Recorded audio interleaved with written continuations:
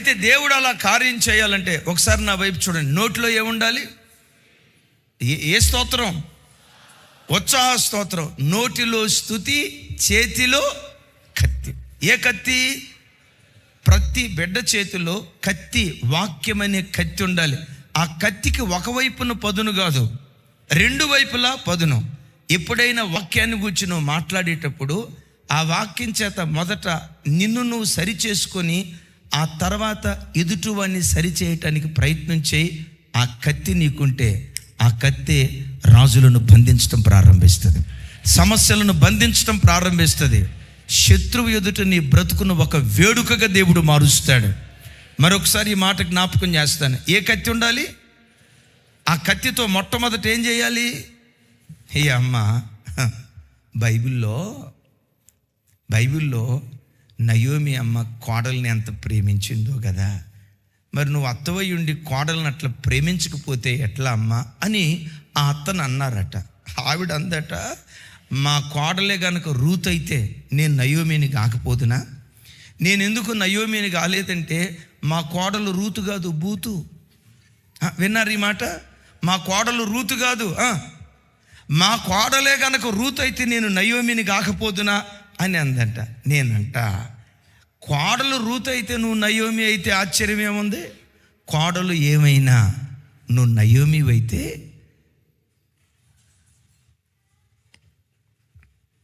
చెప్పాలి. నువ్వు అట్లా బ్రతికితే నేను ఎట్లా బ్రతుకుతా? ఆ కత్తికి ఒకవైపే పదును ఉంటుంది. ప్రతి క్రైస్తవుని చేతిలో రెండంచులు కలిగిన ఖడ్గముండును గాక. ఆ వాక్యం చేత మొదట నిన్ను నువ్వు సరి చేసుకోవటం ప్రారంభించాలి. సరే, కోడల దగ్గరికి వెళ్ళి, ఏమమ్మా బైబిల్లో అత్త కోడలను చూసావు కదా, రూతమ్మ అతన్ని ఎంత ప్రేమించింది, నయోమిని ఎంత ప్రేమించింది, నువ్వు అట్లా ప్రేమించవచ్చు కదా అంటే ఈ కోడలు అందట, మా అత్తే గనక నయోమి అయితే నేనెందుకు బూతునవుతా, నేనెందుకు రూతుని కాలేదంటే మా అత్త నయోమి కాదు గనక. నయోమి కోడలను పట్టుకుని ఏమని పిలిచింది? ఇట్లాంటి బాగా గుర్తుంటేలే అమ్మ, చూడండి, నా కుమారి అని పిలిచింది. మా అత్త ఎప్పుడు నన్ను నా కుమారి కాదు కదా. అసే అవునా, సర్లే, దీనికి తగ్గలా నా అత్తే కనుక లేకపోతే నా కోడలు, అది కాదు. ఎప్పుడు వాక్యం మొదట నిన్ను సరి చేసుకొని ఆ వాక్యానికి అనుగుణంగా నువ్వు బ్రతుకుతూ ఆ వాక్యాన్ని ఎదుటివాడి మీద నువ్వు సంధిస్తే భక్తులకు ఘనతనిచ్చేది వాక్యమే. భక్తులకు ఘనతనిచ్చేది భక్తుల నోట ఉండు ఉత్సాహ. చెప్పాలి ఉత్సాహ, స్వరం ఎత్తాలి. ఏ స్తోత్రం? అందుకనే పాట పాడేటప్పుడు, దేవుని స్తుతించేటప్పుడు ఎట్లా స్తుతించాలి? ఉత్సాహగానము.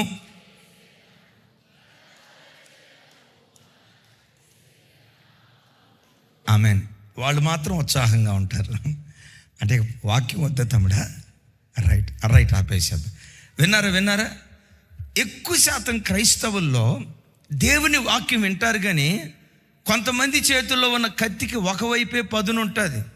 ఆ ఇద్దరు చిన్ననాటి నుంచి స్నేహితులు, ఎడబాయిని స్నేహం. 30 సంవత్సరాలు కలిసి బ్రతికారు, పొలం పనికి వెళ్ళారు, ఎప్పుడు మధ్యాహ్నం కలిసి భోజనం చేసేవాళ్ళు. విచిత్రం, ఆ రోజు మధ్యాహ్నం ఈ మొదటోడు కలిసి భోజనం చేయకుండా అంత దూరం వెళ్ళి చెట్టు కింద అటు తిరిగి కండవతో ముసుకేసుకొని అటు తిరిగి భోజనం చేస్తున్నాడట.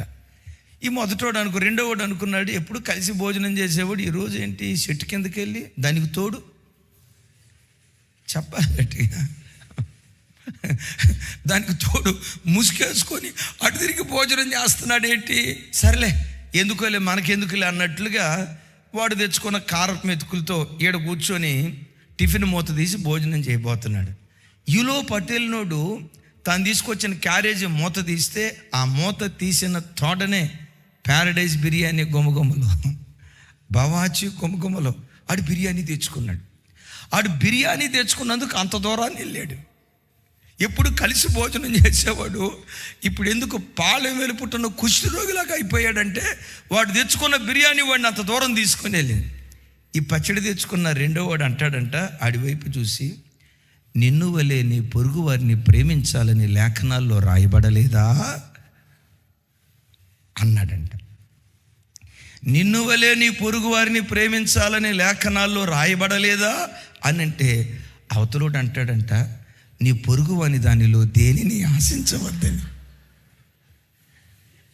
అమ్మాయి అన్నారా, నీ పొరుగు అని దానిలో దేనిని ఆశించవద్దని లేఖనాలలో రాయబడలేదా?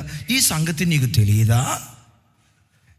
ఇద్దరి చేతిలో కత్తి ఉంది, కానీ విచిత్రం చెప్పమంటారా, ఇద్దరి చేతిలో కత్తి ఉంది కానీ వారి చేతిలో ఉన్న కత్తికి ఒకవైపే పదునుంది.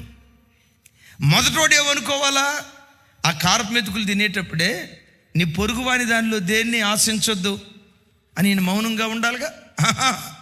ఆ పొదును లేదు. ఏ పొదునుంది? నిన్ను వలే. రెండో వాడికి ఏ పొదును ఉండాలి? చెప్పాలి. రెండో వాడికి ఏ పొదును ఉండాలి?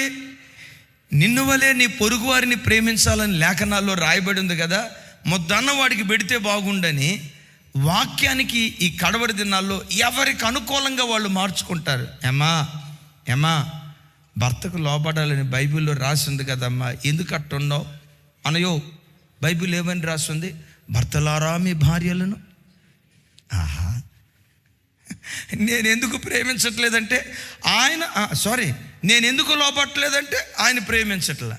ఏమయ్యా నువ్వెందుకు ప్రేమించట్లేదయ్యా అని అడిగావనుకోండి, పాస్టర్ గారు మీరు ఎప్పుడు అక్కోళ్ళకి సపోర్ట్ చేస్తా మాట్లాడితే అట్ట మా బాధ ఎవరికి తెలుసుకో, మా బాధ ఎవరికి చెప్పుకునేది. పోలీస్ స్టేషన్కి వెళ్ళిన వాళ్ళకి సపోర్ట్ ఉంటున్నారండి, జడ్జీలకి వెళ్ళిన ఆడబిడ్డని సపోర్ట్ ఉంటున్నారండి, చివరికి చర్చికి వచ్చినా మనం ఎవరికి సపోర్ట్ ఉండం. రైట్, చర్చికి వచ్చినా మీ దగ్గర ఇట్లా ఉందండి. బైబిల్ ఏమని రాస్తుంది? భార్యలారా మీ భర్తలకు లోబడి ఉండుడని రాసింది. ఆ మనిషి జీవితంలో ఒక్కసారి లోబడలేదయ్యా. నేను ఏమని ప్రేమించేది అంటే అందరి దగ్గర కత్తులు ఉన్నాయి కానీ ప్రతి కత్తికి నేనంట చేతిలో కత్తి నోటిలో స్తుతి నీ ప్రతి సమస్యను బంధించును కాక. చప్పలు కొట్టు స్తోత్రాలు చెప్దాం. ఇప్పుడు నా వైపు చూడండి. దేవుడు దక్షిణ వైపు తన ముఖాన్ని తిప్పుకున్నాడు. ఎందుకో తెలుసా? యోబు స్తుతిస్తే ఆ స్తుతులను సింహాసనాలుగా చేసుకొని ఆ స్తుతుల మీద ఆసీనులు కావాలని దేవుడు ఎదురు చూశాడు. యోబు స్తుతించటం ప్రారంభించాడు. ఆ స్తుతుల్నే దేవుడు సింహాసనాలుగా చేసుకున్నాడు గనుక యోబు కోల్పోయిన దానికి ప్రతిగా రెండంతలు దేవుడు అనుగ్రహించాడు. ఆ స్తుతి యోబు స్థితిని మార్చింది. ఈ సంవత్సరాంతపు దినాల్లో గడిచిన 11 మాసాలు మరణాంధకారపు లోయల్లో ప్రయాణించేవేమో, కన్నీటి అనుభవాలు గుండా ప్రయాణించేవేమో, పర్వాలేదు. ఎంత గడ్డు పరిస్థితి అయినా యోబు అంత గడ్డు పరిస్థితి మనలో దేవుడు ఎవరికి ఇవ్వలేదు కదా. అంత గడ్డు పరిస్థితి అనుభవించిన యోబే దేవుని అంత గడ్డు పరిస్థితి అనుభవించాడే. ఈ సంవత్సరాంతపు దినాల్లో నువ్వు స్తుతించటం ప్రారంభిస్తే హలాల్. రైట్. నంబర్ 5, యూదులు దేవుని స్తుతించే విధానానికి వారు పెట్టే 5వ పేరు జామర్ అనండి. చూడండి ఆ మాట, జామర్ అనండి ఒకసారి. జామర్ అనే పదానికి ఉన్న అర్థం ఏంటంటే సంగీత ధ్వని. సంగీత ధ్వని మొదట విశ్వాసపు ధ్వని, రెండవది వినయపు ధ్వని, మూడవది విజ్ఞాపన ధ్వని, నాలుగవది ఉత్సాహపు ధ్వని, 5వది సంగీత ధ్వని. నా ప్రభు బిడ్డలారా, ఈ మహోన్నతుడైన దేవుణ్ణి ఆరాధించేటప్పుడు వాయిద్యములతో కలిసి ప్రభువుని ఆరాధించాలి. పెద్దగా చెప్పండి. వేటితో కలిసి. అందుకనే కుటుంబ ప్రార్థన చేసుకునేటప్పుడు కనీసం ఒక చిన్న కంజరన్న కొనుక్కోండి. చర్చికి వచ్చి అన్నయ్య చర్చిలో ఏమైనా కంజరు ఉంటే ఒకటి అన్నయ్య, ఒక కంజరన్న తీసుకోండి. సరే, పెద్ద కంజర కొట్టి అంత ఓపిక లేకపోతే ఉంటుంది కదా చేతి కంజర, అది కూడా లేకపోతే ఇంట్లో తాళపు కప్పు ఉంటుంది కదా, ఇంట్లో తపేళాలు ప్లేట్లు ఉంటాయి కదా, వాటినే బోరలేసి దరువు కొడతా ఉండండి. వాయిద్యాలతో దేవుని స్తుతిస్తూ ఉంటే ఆ వాయిద్యాలతో కూడుకున్న సంగీతం దేవుని మనస్సు గెలుచుకుంటుందని యూదులు ఎరిగి, ప్రత్యేకంగా భక్తుడైన దావీదు ఎరిగి రకరకాల వాయిద్యాలు దావీదు భక్తుడు కనిపెట్టాడు. అందుకనే 150వ కీర్తనలో దేవుని ఎలా స్తుతించాలో చెప్తూ ఇలా అంటాడు. అందరూ 150వ కీర్తన 3వ చరణం నుంచి నాతో కలిసి అందరూ పెద్దగా చెప్పండి. బోర ధ్వనితో. ఏ ధ్వని? బోరని ఇంగ్లీష్లో ఏమంటారు? మీరు బోర్ అంటే మన చిన్నపిల్లలు ఆడుకునే బోర్ అనుకున్నారా? భక్త మహాశైలారా, రమేష్ అన్న, బోర్ అంటే ఈ బర్త్డేల ఫంక్షన్ అప్పుడు మన వసంతనాలు డెకరేట్ చేస్తారే న్యూ ఇయర్కి, ఆ బోర్లు కాదు. బోర్ అంటే ట్రంపెట్, రైట్. బోర ధ్వనితో ఆయనను స్తుతించుడి, స్వరమండలముతో, సితారాతో ఆయనను స్తుతించుడి. ఇంకా సరిపోలా, తంబురతో, నాట్యముతో ఆయనను స్తుతించుడి, తంతి వాయిద్యములతో ఆయనను స్తుతించుడి. పిల్లన గ్రోవి అంటే అదే ఫ్లూటు, రైట్. పిల్లన గ్రోవితో ఆయనను స్తుతించుడి. నెక్స్ట్, మ్రోగు తాళములతో. ఏ తాళాలు? గంభీర, ఇది కూడా సరిపోవాలా. ఏమన్నాడు తర్వాత? గంభీర ధ్వని గల. ఇప్పుడు చిన్నతనంలో ఇవి ఉండే కదా, అదే తాళాలంటే మనోళ్ళు ఈ కాలపు యవన పిల్లలు ఉన్నారు కదా, ఇంటికి వేస్తారే ఆ తాళాలు అనుకుంటారు. కాదు తాళాలు. పాత రోజుల్లోనండి గజ్జలు ఒకటి ఉండేవి. ఆ గజ్జలు ఊపుతా డ్రమ్ము కొడతా ఉంటే పరలోకం ఎక్కడో లేదు, అక్కడే ఉన్నట్టు ఉండేది. గజ్జలు, తాళం. వాయిద్యాలతో దేవుని స్తుతించటం, వాయిద్యాలతో దేవుని ఆరాధించటం. జామర్ అనండి. జామర్ వాయిద్యపు ధ్వని. కొంతమందికి వాక్యపు లోతు తెలియక మా ప్రాంతాల్లో ఒక చర్చి ఉంది, అద్భుతం. వాళ్ళు పదే చర్చిలో ఏం చెప్తారో తెలుసా? అసలు దేవుణ్ణి ఆరాధించేటప్పుడు వాయిద్యాలు వాయించకూడదు. ఆమేన్. మీరు ఎవరు చెప్పొద్దు కూడా. అసలు కీబోర్డ్ కొట్టకూడదు, తబలా కొట్టకూడదు, ప్యాడ్ కొట్టకూడదు. దేవుణ్ణి ఆరాధించేటప్పుడు నిశ్శబ్దంగా ఆరాధించాలి. అసలు మందిరంలో వాయిద్యాలు వాయించటం వాక్యానికి భిన్నం అని చెప్తారు. చెప్పినప్పుడు కొంతమంది విశ్వాసులు శబాష్, సూపర్, అవును వాయిద్యాలు వాయించకూడదు అని అంటారు. మరలా చర్చిలో ఏమని పాట పాడతారో తెలుసా? తంబురతోను నాట్యముతోను, తంబురతోను నాట్యముతోను.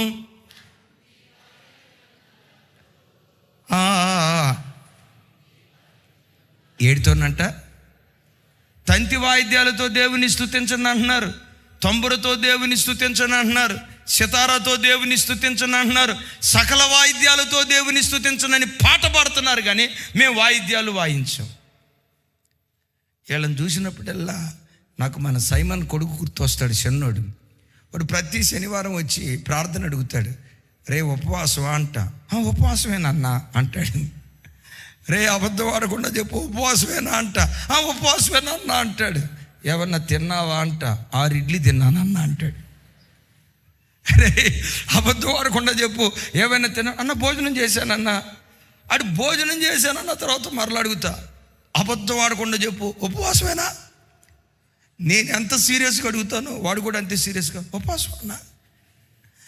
ఆడు ఉపవాసం ఏంటో ఇప్పటికీ నాకు అర్థం కాదు. వీళ్ళు కూడా ఏమని పాట పాడతారు? తంబురతోనూ నాట్యంతోనూ సితారాతో సమస్త విధాలైన వాయిద్యాలతో దేవుని స్తుతించనని పాట పాడతారు. కానీ వాయిద్యాలు, చాలా మందిరాలు వాయిద్యాలు వాయించడం వాక్యానికి భిన్నం అని అంటారు. నో. వాయిద్యాలను ప్రేమించిన వాడు భక్తుడైన దావీదు గారు. వాయిద్యాల ద్వారా దేవుని స్తుతిస్తూ ఆరాధిస్తూ ఉంటే దాన్ని అనుభవించడం నీకు చేతనవ్వాలే. కానీ దావీదు సితారా చేతబోని దేవుని స్తుతిస్తూ వాయిద్యం వాయిస్తున్నప్పుడు సౌలులో ఉన్న దురాత్మ పారిపోయిందట. Praise the Lord. దైవజనమ, క్రైస్తవ సంగీతంలో ఓ ప్రత్యేకమైన కృపను దేవుడు దాచుంచాడు.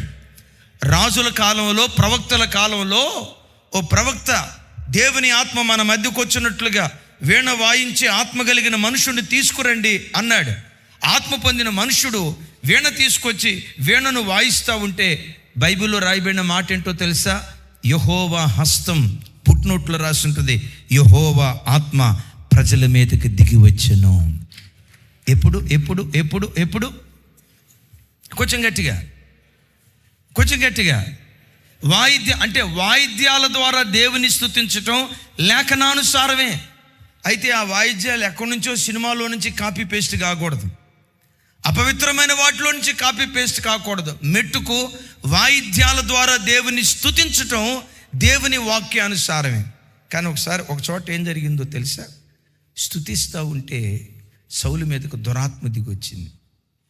నిన్న రాజు చెప్పాడు, మరి మీకు ఏమైనా కోపం ఉంటే రాజన్న మీద మీ కోపం తీర్చుకోండి. ఏమని చెప్పాడు తెలుసా? ఆడోళ్ళు స్తుతిస్తే దెయ్యం దిగి వచ్చిందంట.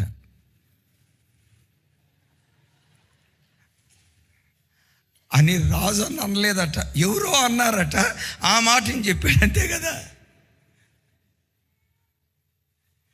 అక్కడ ఆడామగా కాదు, ఎవరిని స్తుతించాలో స్తుతించవలసిన వాళ్ళను స్తుతించకూడని వారిని స్తుతిస్తే ఆ స్థలాలలోకి దురాత్మ దిగొస్తుంది. వినారు ఈ మాట? స్తుతించాల్సిన వారిని స్తుతించకుండా స్తుతించకూడని వారిని స్తుతిస్తే ఆ స్థలాలు దయ్యపు ఆత్మచేత నింపబడతాయి. ఎవరిని స్తుతించారు? ఎవరు స్తుతించారు? ఎందుకు దురాత్మ దిగొచ్చింది? అద్భుతం. చూడండి ఆ మాట. సమూయేలు మొదటి గ్రంథం 18వ అధ్యాయం 7వ వచనం నుంచి 10వ వచనం వరకు నాతో కలిసి. ఆ స్త్రీలు గాన ప్రతిగానాలు చేయుచు, వినపళ్ళ పెద్దగా చెప్పాలి, వాయించుచు సౌలు 1000 కొలదియు దావీదు 10,000 కొలదియు హతము చేసిరి. ఆ మాటలు సౌలునకు ఇంపుగా ఉండనందున అతడు బహుకోపము తెచ్చుకొని దావీదునకు 10,000 కొలదని నాకు 1,000 కొలదని స్తుతులు పాడిరే. ఏం పాడారు? ఏమని పాడారు? దావీదుకు 10,000 కొలది స్తుతులు, సౌలుకు పాడిరే. రాజ్యము తప్ప మరి ఏమి తీసుకొనగలడు అని అనుకోనేను. నెక్స్ట్, మరునాడు దేవుని యొద్ద నుండి దురాత్మ సౌలు మీదకి బలముగా దిగి వచ్చాను. రాజన్న చెప్పాడు, ఆడోళ్ళు పాట పాడితే దురాత్మ దిగి వచ్చిందంట. ఆడోళ్ళు మగోళ్ళు కాదు. ఈ మాటకున్న అర్థం ఏంటంటే, ఎవరిని స్తుతించారు? పెద్దగా చెప్పాలి. ఎవరిని స్తుతించారు? దావీదుకు 10,000 కొలది, సౌలుకు 1000 కొలది స్తుతులని సౌలును స్తుతించారు, దావీదును స్తుతించారు. దేవునికి స్తుతి ఎక్కడా? దేవునికి ఘనత అక్కడెక్కడ దొరికింది? ఆ ప్రాంగణంలో ఉన్న తల్లుల్లో దేవుని స్తుతించిన వాళ్ళు ఎవరు? నేనంట గొలియాతు మీద దావీదుకు అఖండమైన విజయాన్ని దేవుడిస్తే దావీదు గెలిచాడా? తన కత్తితో దావీదు గెలిచాడా? ఫిలిష్తీయులు సంహరించబడటానికి దేవుడు కారణమా? సౌలు కారణమా? ఓడిపోవలసిన స్థలంలో ఇశ్రాయేలీలు గెలవటానికి దేవుడు ఉపకారం చేశాడా? వీళ్ళు కార్యం చేశారా? ఈ కార్యాలన్నీ చేసింది దేవుడు. గెలిపించిన దేవుణ్ణి ఘనపరచకుండా మనుషులను పొగుడుతూ ఉన్నారు గనుక ఆ స్థలాలలోనికి దురాత్మ దిగొచ్చింది. బిడ్డలారా, మన సంఘంలో ఏ ఒక్క నాటికి దురాత్మ దిగి రాకూడదు. ప్రజలు ఆరాధించేటప్పుడు, వాయిద్యాలు వాయించేటప్పుడు దేవుని ఆత్మ ప్రజల మీదకి దిగివచ్చును గాక. ఇప్పుడు వాయిద్యాలు వాయించేవాళ్ళు, పాటలు పాడేవాళ్ళకు ఉండాల్సిన ఆ దైవిక కృప ఏంటో తెలుసా? నా గొంతు వినపడాలి. ఆ మనస్సు ఉందా? ఆ స్థలంలోకి దురాత్మ దిగి వస్తుంది. నా వాయిద్యమే వినపడాలి, నా కీబోర్డే వినపడాలి, నా తబలానే వినపడాలి, అందరికంటే నా వాయిసే డామినేటింగ్గా ఉండాలి. నేను కనపడాలి, నేను వినపడాలని మనుష్యుడు కనపడటానికి ప్రయత్నం చేశాడా? ఆ స్థలాలలో దేవుడు మరుగైపోతాడు. నేనంట మనమందరం మరుగు కావాలి, దేవుడు ఒక్కడే మహిమపరచబడాలి. చప్పలు కొడుతూ దేవునికి స్తోత్రాలు చెప్దాం. రైట్. ఎప్పుడు మనుషులను పొగడొద్దు. కొన్ని సంస్థలు, కొన్ని సంఘాలు, అమ్మా మీరు ఎమ్మాన్యుయల్ మినిస్ట్రీస్ గురించి మాట్లాడేటప్పుడు అసలు జెర్మియా గారు అంటే ఏమనుకున్నారు? ఈ కష్టం అంతా జెర్మియా గారిదే, ఈ ప్రయాసం అంతా జ్యోతమ్మ గారిదే. వాళ్ళు కష్టపడటాన్ని బట్టే సంఘం ఇంత ఆశీర్వదించబడింది. జ్యోతమ్మ జెర్మియా గారు, జ్యోతమ్మ జెర్మియా గారు, జ్యోతమ్మ జెర్మియా గారు అన్నారా, సంఘంలోకి దురాత్మ దిగి వస్తుంది.